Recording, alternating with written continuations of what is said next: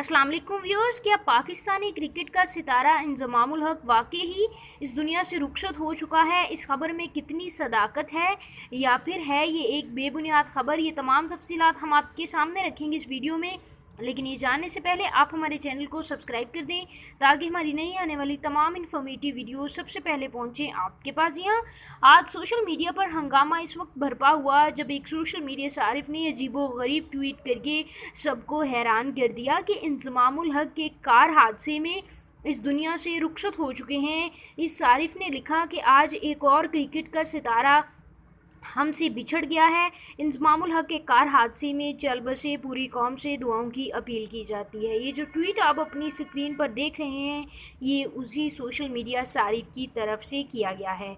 इस ट्वीट का अपलोड करना ही था कि इसके बाद सोशल मीडिया पर हंगामा बरपा हो गया कि ये एक बेबुनियाद और झूठी खबर थी जिसका भांडा जल्द ही फूट गया और इस सारिफ को सोशल मीडिया पर काफ़ी ज़्यादा निशाना बनाया गया तनकीद का, क्योंकि एक झूठी बेबुनियाद और मन गढ़ंत खबर थी। इस खबर का हकीकत से किसी किस्म का कोई ताल्लुक़ नहीं है।